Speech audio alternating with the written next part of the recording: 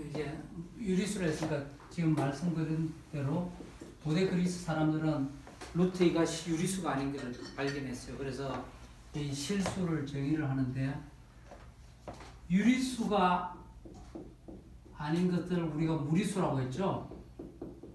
그래서 그 무리수를 다 합친 것을 실수라고 한다고 고등학교까지는 나와 있습니다. 그리스 사람들도 저걸 실수라고. 아니요. 그때는 근거설정 넘어갔죠. 유리수가 아닌 수가 있구나. 루트 2처럼. 그러니까 루트 2만 외에도 이제 루트 3, 루트 4, 뭐, 루트 5 이런 애들이 다 있다는 건 알고 있었죠. 근데 있다고. 그걸 다 길이로만 그냥 생각을 그렇죠. 했잖아요. 예. 그래서 이제 저런 길이가 수의 세계로 편입이 되는데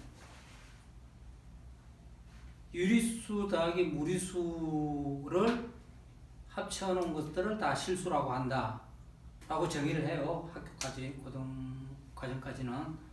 근데 저 정의가 좀 이상하지 않아요?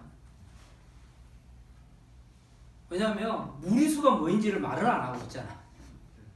무리수의 정의가 없다. 그렇죠. 무리수의 정의가 없는 거예요. 유리수가 아닌 것을 무리수라고 하는데 그럼 과연 무리수는 도대체 뭐냐? 우리가 루트 2 같은 수가 유리수가 아닌 걸 알았는데 그런 수밖에 없느냐? 다 이야기를 해줘야 될 거 아니에요. 유리 빠질까봐 배려해 준 게 아니고. 그래서 뭘 생각하는가 하면 유리수열이라는 걸 생각합니다.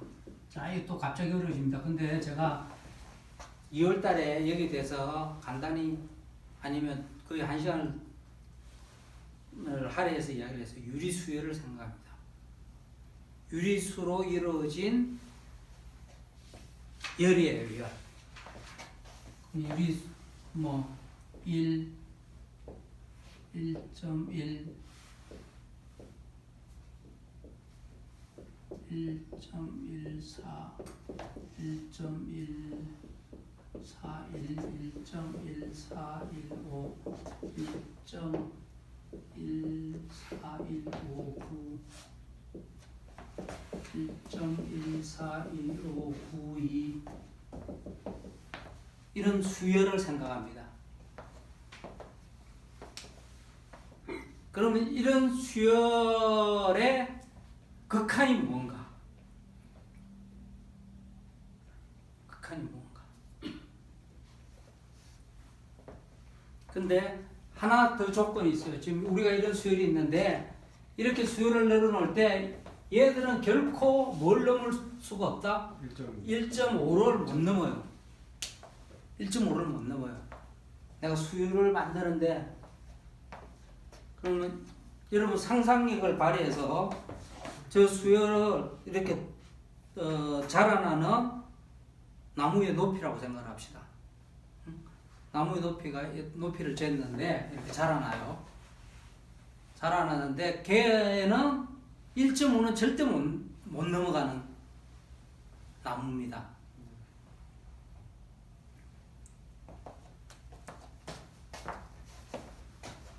그래서 우리가 특별히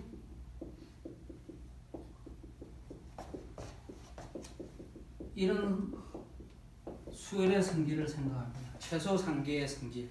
꼭 필기 안 하셔도 돼요. 나중에 책 나오면 사시면 됩니다. 최소 3개의 성질. 어떤 수열이 있는데, 유리수열이 있는데, 혹은 어떤 수열이 있는데, 유리수열이 있는데, 유리수열에 있는 모든 그 수열의 수가 위로 바운디드, 어떤 수보다 크지 않으면, 그 수보다 다 작으면, 그 수열은 극한값을 가진다. 극한에 대해서 이야기했는데, 극한이 뭔가 하면, 어쨌든 뭔가 어떤 수에 도달한다는 거예요. 도달한다. 그걸 최소 3개의 성질이라고 합니다.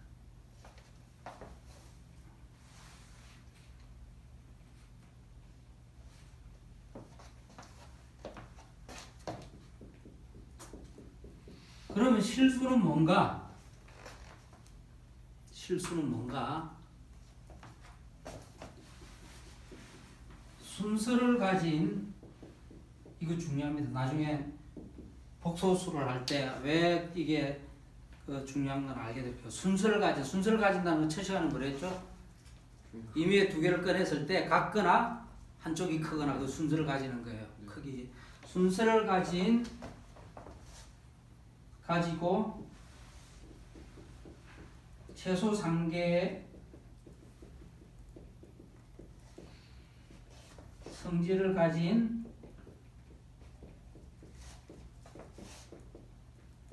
수집합이 존재한다. 이 수집합을 실수집합이라고 한다. 자, 정의가 되어버립니다. 정의가 되는데 이 집합은 무엇을 포함하는가 하면 무조건 유리수집합을 포함해요. 어렵죠? 굉장히 어려운 겁니다. 사실 뭐 이 정도만 해도 여러분 대학 2학년 해석학의 기본 원리를 아는 겁니다. 그게 실수의 연속이라는 혹은 그 수학 교양 과정 책이나 과학 교양 과정 책 물리하고 가까운 거 보면 뭐 시공간의 연속체 이런 말 많이 들어봤죠. 연속체 성질, 연속체 가설 이런 거하고 관계 있는 거예요.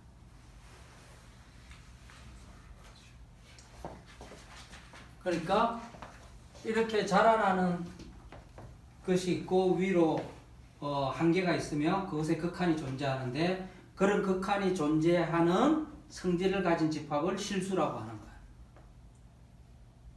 구체적인 예를 들어볼게요. 왜 이렇게 존재성이 증명이 된다, 존재성으로 인해서 실수 집합을 했느냐 하면 사실은 19세기까지 실수란 무엇인가에 대해서 수학자들이 굉장히 고민을 많이 했습니다.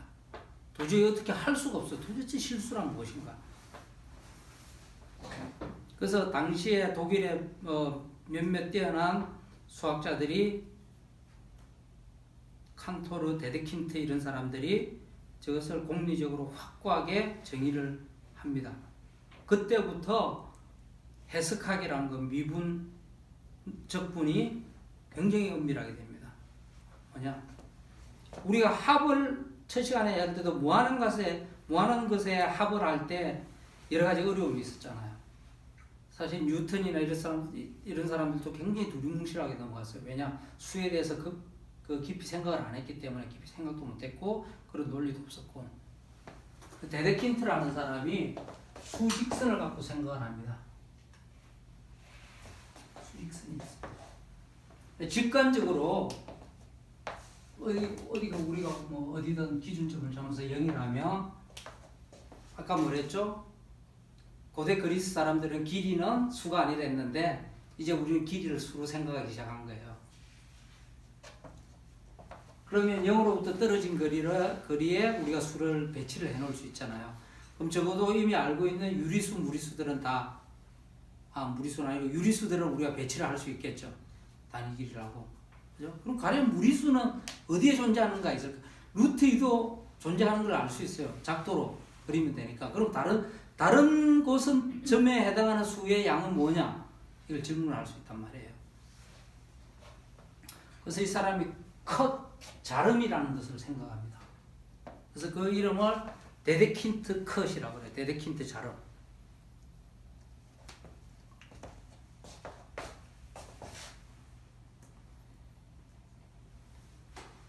임의의 한 곳을 딱 해서 자릅니다. 잘라서 이 수보다 작은 집합을 생각하고 이 수보다 큰 걸 생각을 해요.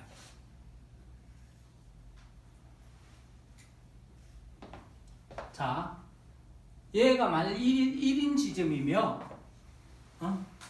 1인 지점이라고 합시다. 1인 지점이면 1보다 작은 거는 이쪽에 다 있죠. 1보다 큰 거는 이쪽에 다 있죠. 자, 1보다 작은 지점에서 1로 가까이 가면 얘는 어디에 도달을 딱 할 수 있죠? 1. 1보다 큰 쪽에서 다 도달하면 1. 그죠? 어디에서든 1이죠. 일단은 우리가 최소 3개의 성질을 하니까 작은 거부터 봅시다. 위로 막혀져 있으니까 작은 것부터 1로 가면 1이 있고 이 1은 우리가 아는 수죠. 우리가 알고 있는 수 체계에 들어있는 수죠. 만약 루트 2라고 합시다.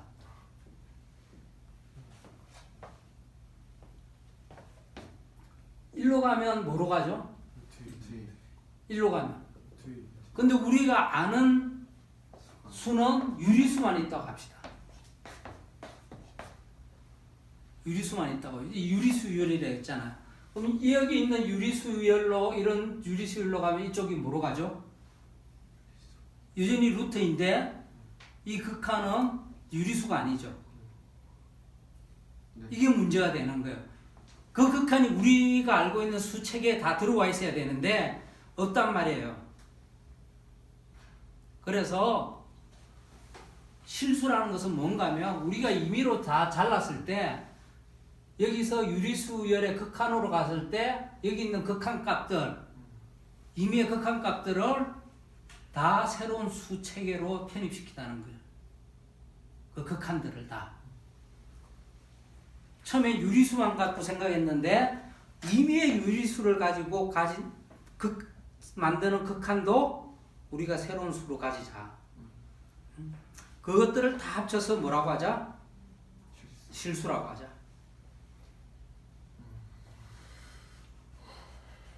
그래서 그 극한들이 유리수가 되면 오케이, 얘는 원래 우리가 알고 있던 유리수고, 극한들이 우리가 알고 있던 유리수가 아니면 그건 뭐다? 이제 무리수라고 하자는 거예요. 그래서 유리수의 극한으로 할 수 없는 수까지 포함한 것을 다 실수라고 한다는 거예요. 그럼 루트이라는 수도 있을 거고, 아까 말한 파이라는 수도 있을 거고, 또 2라는 수도 있을 거고. 그래서 계산하기에서 중요한 것은 우리가 어떤 수가 있을 때 얘가 유리수면 괜찮고, 그죠? 무리수면 여기하고 가까운, 계산할 수 있는 가장 가까운 유리수를 얼마나 우리가 잘 찾아내느냐가 어떤 계산하기에서 중요한 문제가 된다는 거죠. 왜냐하면 유리수만이 우리가 진짜 계산을 할 수 있는 수거든. 사칙 연산에 의해서. 이건 굉장히 철학이 있는 겁니다. 왜냐? 이 말은 우리가 임의에 여기 있는 수직선의 어떤 길이에 해당하는 양이 있는데 그 길이에 있는 해당하는 양을 유리수로 가까이 갈 수 있다는 거예요. 유리수로 가까이 갈 수 있다는 말은 여기가 루트 2라면 만약 이 수가 없다면 유리수로 가까이 가지만 이걸 가지고 그 다음에 이쪽으로 점프가 돼야 안 돼요. 우리 수체계 내에서 루트 2라는 수가 없으면 내가 수를 점점 증가하는데 유리수를 가지고 얘를 통과를 못해요. 그죠? 네. 우리가 이 수를 갖고 있으면 이 수를 지나갈 수 있죠. 네. 그것을 실수의 연속성이라는 거예요. 여기서 연속이라는 개념이 나옵니다. 빠지지 않고 지나갈 수 있다는 거예요. 우리가 외길이 있는데 가운데 맨홀이 있으면 안 된다는 거예요. 유리수만 가지면 의외로 듬성듬성하고 유리수 사이에 있는 모든 길이들에 해당하는 것을 다 수로 취하고 그것을 실수라고 하자는 거예요. 그러면 그러니까 어쨌든 그러니까 유리수만 가지고는 이렇게 실선을 그을 수가 없는 거잖아요. 그렇죠. 네. 그러면 그 사이사이에는 반드시 어떤 무리수가 있을 것이라. 모든 게 무리수죠. 그 사이에 있는 모든 수는 무리수인 거죠. 그걸 어떻게 확신해요? 그것을 다 채울 수 그것을 정의로 하는 거죠. 정의. 거기 있는 건 다 무리수다. 거기에 해당하는 양은 다 무리수다.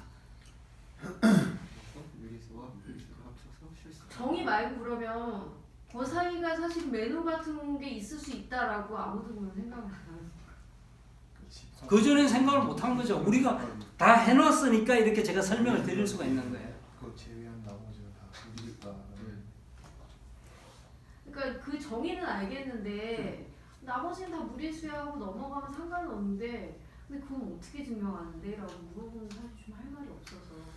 증명이 아니라 정의라고 했잖아. 그래서 정의. 약속 같은 거 예. 그냥 이거는 예. 증명해야 되는 게 아니라 예. 그럼 공리 같은 건가요? 예. 또 요즘에? 예.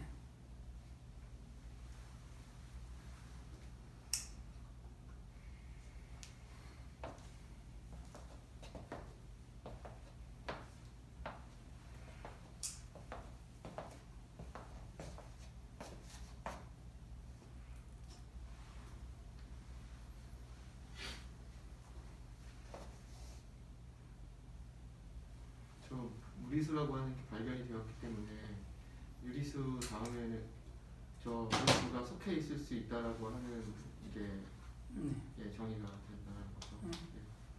그리고 저렇게 하면 여전히 순서를 가지고 있는 거예요. 네. 그 수의 크기를 우리가 잴 수 있다는 거죠. 즉 길이의 차이가 있다는 뜻이. 그러니까 좀 더 이제 직관적으로 하면 수직선, 우리가 직선을 그었을 때 그 길이와 수와 1대1의 대응의 관계를 가지는 거죠. 어렵죠? 네. 예, 어려운 겁니다.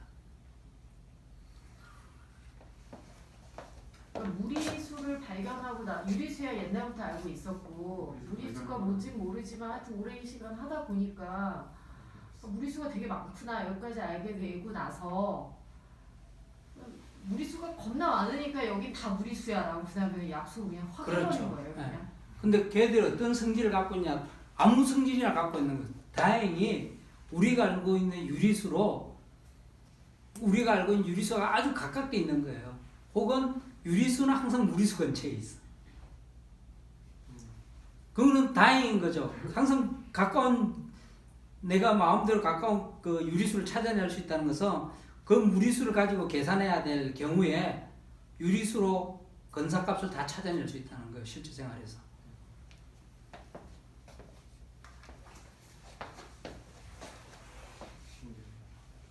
지금 모든 무리수의 근처에는 유리수가 있다고 말씀하셨잖아요. 모든 무리수 근처에는 유리수. 유리수가 있죠. 예. 그럼 거꾸로 예. 모든 유리수의 근처에는 무리수가 있다라고도 얘기할 수 있는 똑같죠. 예. 무리수가 더 빽빽해요.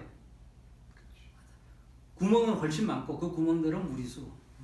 그래서 모든 무리수 근처에 임의 실수 근처에는 유리수가 있다는 거예요.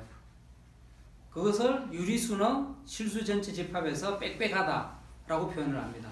영어로 dense하다라는 표현이에요. 근데 어쨌든 그 근처에는 이 임의의 전 무리수에는 어쨌든 양쪽에 예. 유리수가 있는 거잖아요. 그거는 쉽지가 않죠. 정의에 의해서 그런 거죠. 근데 어쨌든 저게 유리수의 어쨌든 극한이니까 극한이니까 어쨌든 저기 쓸 수가 있는 거잖아요. 유리수도 개수를 정수까지는 정수도 사실 뭐 개수를 셀 수는 없지만 무리수가 훨씬 더 많다라고 할 수는 없는 거 아닌가요? 그것도 준비되어 있습니다. 예, 그걸 이제 칸토르라는 사람이 증명을 했습니다. 무한대도 크기가 다 다르다. 유한보다는 무한이 많은데 지금 보신 바와 같이 무리수도 무한계고 유리수도 무한계잖아요. 그래서 유리수의 무한은 셀 수 있을 만큼 많다라고 많은 무한계고 무리수의 많은 셀 수 없을 만큼 많 uncountable이라고 이야기해요. 그건 우리가 배우나요? 예. 고맙습니다. 되게 많은 생각을 하고 유리수와 할 때 1.5보다 작다고 했잖아요. 저도 그걸 이해했어요. 그 유리수열 말씀하실 때 수열을 하다 보면은 네. 1.5보다 작다고 하시잖아요. 네. 이게 임의로 1.5로 정하신 거예요? 뭐 그냥 그렇게 한 거예요. 그게 1.414 나가는 수니까 루트 2예요. 그게 극한이. 1.42로 해도 돼요.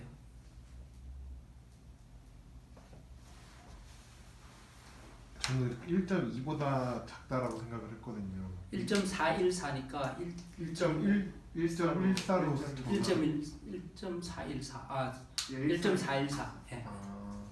1.5. 예. 1.14면은 1.2라고 해야 되는 건가요? 그러다가 나중에 커지면 되죠. 1.414에 나가면 되죠. 처음에 오타가 나더라도.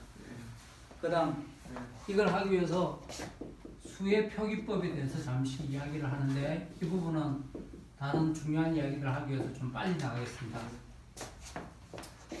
여러분 지금 우리가 쓰는 건 십진법이죠. 십진법이 얼마나 편한지는 모르죠. 항상 써왔기 때문에. 십진법은 우리가 어떤 수든지 숫자 9개로 표시할 수 있다는 겁니다. 이제 0까지 포함하면 10개로 다 표시할 수 있다는 겁니다. 즉 기호 10개로 모든 세상의 숫자를 다 표시할 수 있다는 거예요. 그 어마어마한 발견이에요. 왜 발견했냐면 여기 보면 아마 대부분 다들 뭐 이런 저런 잡다한 것들 많이 아시는 분들 같은데 포에니 전쟁이라고 아세요? 포에니 전쟁. 로마하고 카르타고가 카르타고 맞나? 카르타고가 지중해에 패권을 두고 싸운 전쟁입니다. 두 번째 붙은 포에니 두 번째 전쟁은 그때 유명한 사람이 한니발이에요. 카르타고의 명장. 근데 졌죠, 로마한테. 그 전에 첫 번째 싸움에도 졌어요, 카르타고가. 그래서 굉장히 배상금을 많이 물어주게 되는데, 그래서 한니발이 나타나서 절치부심해서 또 알프스를 코끼리 타고 넘어가다가 망했죠. 근데 그 전에 전쟁에서 이제 그 지중해에서 해전을 했는데 로마군이 굉장히 이겼습니다. 이겨서 얘들이 기념 접시를 만들었어요. 그래서 지금 유물로 남아 있는데 그 전쟁에서 카르타고인을 뭐 46,000 몇 명을 죽였다는 것을 표시를 했습니다. 그 표시를 어떻게 했는가 하면 46,000이잖아요. 1000을 46번 반복을 합니다. 1000이라는 숫자를 46번 써요. 로마자요. 예, 로마자에서 1000이 제일 큰 수고 그 뒤로 큰 수가 없어요. 그 십진법이 얼마나 간단합니까? 우리가 46,000이면 4, 6하고 동그라미만 있으면 되는데 십진법은 굉장히 위대한 발견이죠. 그래서 사실은 십진법을 처음 발견할 때 1부터 9까지는 쓰고 그 자리에 아무것도 없다는 표시로 사각형을 썼어요. 점토판에, 아니 종이에. 그리고 한 자리가 올라갈 때, 즉 10의 배수가 될 때는 그 앞자리에 수를 썼습니다. 그래서 이 표기가 발전해서 이 네모가 점점 동그랗게 돼서 0이 된 거예요.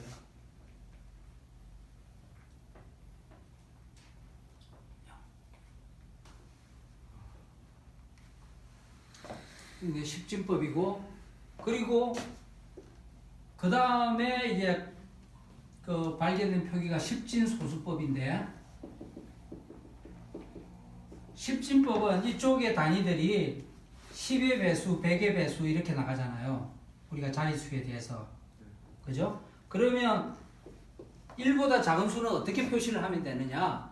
10분의 1의 배수, 100분의 1의 배수, 1000분의 1의 배수 이렇게 하면 되겠죠. 그렇게 뭐 17세기 정도에 와서야 발명이 됩니다. 그렇게 오래되지 않았습니다. 그것을 십진소수라고 합니다. 0.1, 0.00 그렇죠. 같이 적어. 0.1이 10분의 1의 배수잖아요. 네, 그러니까 아니. 같은 시기에 쓰기 시작한 건가요? 0.1도 그러면? 그렇죠. 그것을 십진소수법이라고 한다. 비에트라는 사람이 발명을 했습니다. 저는 순전히 한 사람의 발명이에요. 발견이 아니라. 수학자들은 그냥 발견이라고 하는데, 그 다음 우리가 이 십진법을 보면 0부터 9까지 10개의 기호를 썼는데 사실은 이 기호 전체가 필요가 없어요. 0하고 1로만 해도 된다는 겁니다. 그죠? 그래서 여기에 대해서 설명을 안 하겠는데 이것을 비진법이라고 하고, 데카르트가 라이프니츠가 처음 발명했습니다. 라이프니츠는 저것을 주역에서 힌트를 얻었다고 해요.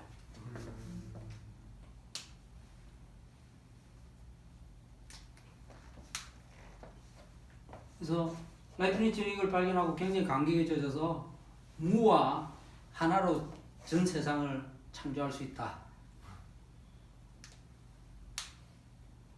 이게 첫 시간에 말한 there is nothing하고 같습니다. 1은 is고, 그죠? 제로는 0은 nothing입니다.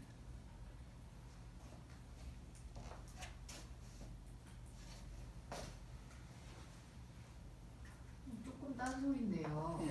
그거 60진법을 쓰는 데도 있었다 그랬잖아요. 옛날 예, 메소포타미아. 그때는 그 60진법 숫자 없이 어떻게 썼나요? 이런 제가 그 당시 숫자를 어떻게 쓴가는 모르는데 수의 역사라는 책이 있어요. 절판이 안 됐으니까 읽어보시면 됩니다. 그러면 60진법을 이렇게 표시를 했다고 합니다. 4 360분의 2 뭔 뜻이죠?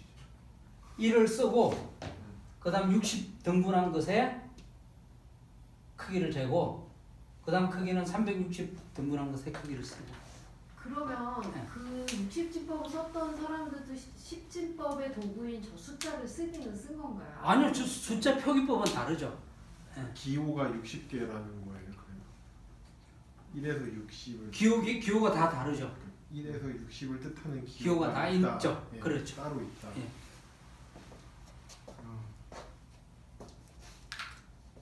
지금 한자를 기억하기도 가물가물한데 제가 저런 것까지가 아니 그러니까 60진법 이야기는 많이 하는데 우리가 그 지금 기호가 쓸 있습니다. 때는 지금 360도 이렇게 하면 결국에는 10진법에서 쓰는 숫자로 쓰는 것 같아서 아니요. 알파벳이 알겠습니다. 60개요. 예. 네. 그러니까 1부터 60개 기호가 다른 거죠. 항상 다르죠.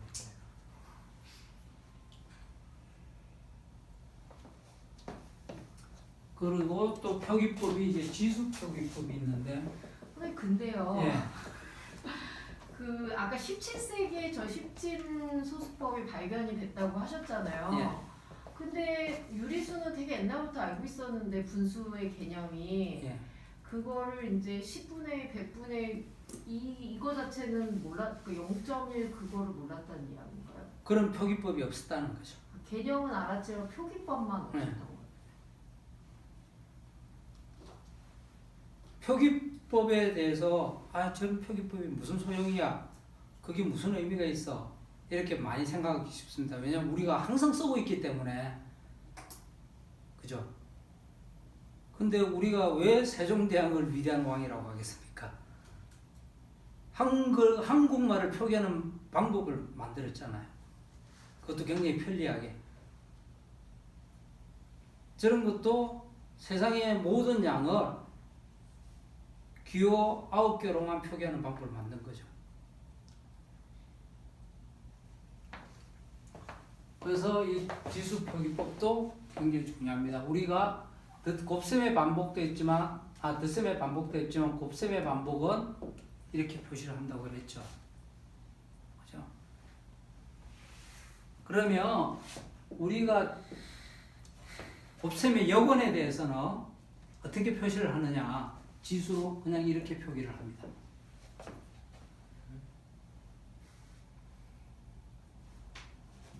자, 지수의 덧셈 법칙이라는 게 있는데 이거는 2 곱하기 2를 2 곱하기 2 곱하기 2 곱하기 해서 2의 5승으로 쓰듯이 이 지수를 덧셈으로 바뀌는 거죠. 그죠? 이걸 지수의 덧셈 법칙이라고 합니다. 곱셈을 덧셈으로 바꿔줘요. 그죠? 자, 이건 나중에 지수와 로그 할 때 따로 하겠지만 왜 이 표기법이 위대한지는 오늘은 표기법만 합시다. 그러면 역수는 이렇게 써요. 곱셈에 대한. 그러면 우리가 이런 것은 이렇게 쓸 수 있습니다. 그러면 지수가 음수일 때도 여전히 곱셈 법칙이 작용을 합니다. 성립을 합니다. 그죠? 그러면 어떤 수가 주어졌을 때 그 역수의 곱셈을 하면 어떤 결과가 나오는가 봅시다. 2 곱하기 2의 마이너스 1승. 자, 이건 1이죠. 그죠? 그럼 우리가 여기서도 여전히 지수의 덧셈 법칙이 성립한다고 가정을 하면 얘는 2의 1 더하기 마이너스 1이니까 2의 0승이 되죠. 그래서 지수가 0이 되면 모든 것수를 1이라고 합니다. 2의 0승도 1이고 3의 0승도 1이고 4의 0승도 1이라는 표기법에서 나온 겁니다.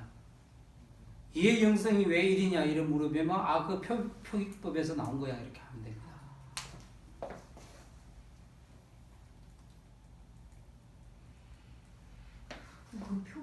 없을 때는 저런 개념을 안 썼던. 말로 다 했죠, 말로. 우리가 요즘은 왜 유클리드의 원론을 배우지 않는 줄 아세요? 그거 다 말로 돼 있거든. 16, 17세기까지 데카르트가 좌표계라는 것, 즉 점을 수로 취하기 전까지는 모든 걸 말로 했어요. 그 말로 한 거를 배우려면 굉장히 힘듭니다. 그래서 지금은 수로 취하는 걸 다 배워요. 기호로 취하고.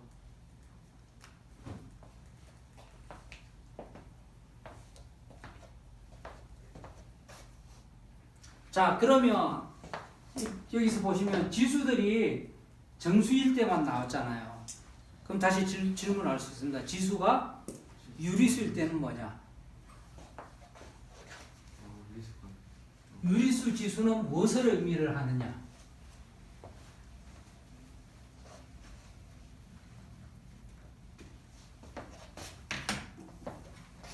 그는 우리가 제일 쉬울 때를 생각하면 되죠. 가장 가까운, 가장 간단한 유리수는 2분의 1이니까 이걸 무엇을 의미를 하면 우리가 마음 편하게 쓸 수 있느냐? 자, 모르지만 또 아는 걸 갖고 쓴다면 쟤를 두 번 곱해보면 되죠.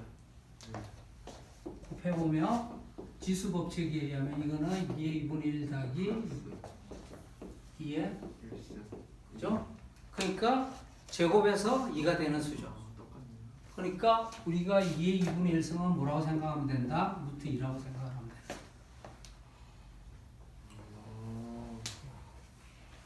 그러면 2의 3분의 1승은 뭐라고 생각하면 된다? 세제곱근이라고 생각을 하면 되는 거죠. 2의 4분의 1승은 세제곱근. 그러면 2의 3분의 2는 뭐가 될까?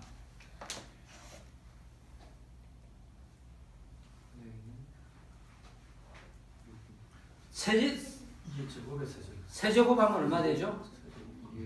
2의 제곱이 되니까 세제곱근 4죠.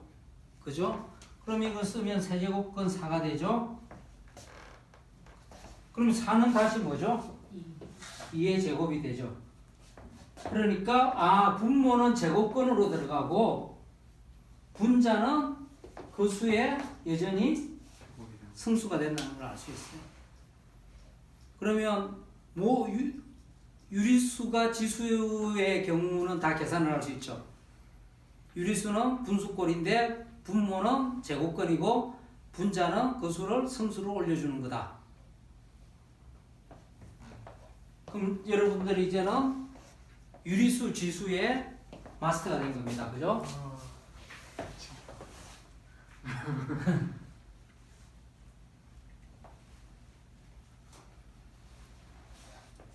그럼 이제 제일 어려운 게 남았겠죠. 지수가 무리수일 때 어떻게 되느냐? 여기 지수가 무리수다. 이거 도대체 무엇을 의미하느냐? 즉 2의 루트 2는 루트 2승은 무엇을 의미하느냐? 우리가 계산을 못하면 의미가 없죠. 의미가 없다고 그랬죠. 자, 항상 무리수는 다루기 힘들기 때문에 무엇을 이용한다? 유리수를 이용하는 거예요. 유리수로 만들어봤어요. 자, 루트 2는 어떤 수라고 했죠? 루트 2는 1.4, 1.4, 1.414 이런 것의 극한이라고 했죠. 그죠? 그러면 이것을 생각하지 말고 다시 유리수열을 만드는 겁니다. 2의 1.4 이거 계산할 수 있죠. 지금 손으로 못한다 하더라도 지수가 유리수인 건 계산을 할 수 있다고 했잖아요. 2의 1.414 이거 계산할 수 있는 거죠. 그죠? 그럼 이런 다시 우리가 수열을 생각할 수 있죠. 이것의 극한을 2의 루트 2승이라고 하는 겁니다.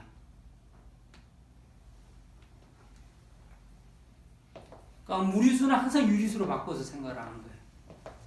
우리가 아는 걸로. 모르는 것은 아는 것을 통해서 답을 얻는다. 바뀌는 것이 없습니다. 항상.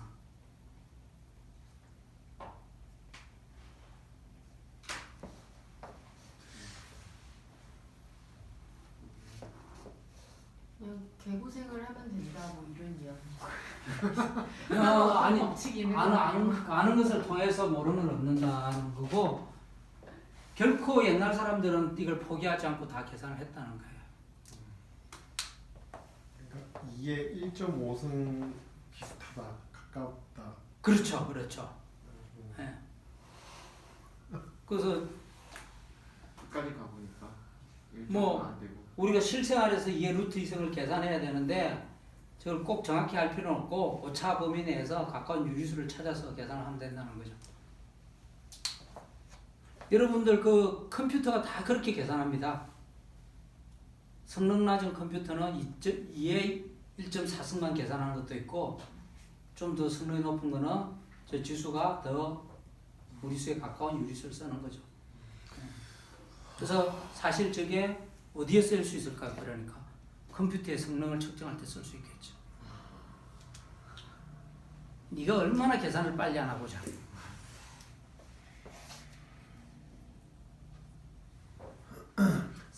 실제 컴퓨터의 계산 능력을 측정하는 것은 덧셈을 얘가 초당 몇 회 하는가. 그 계산해.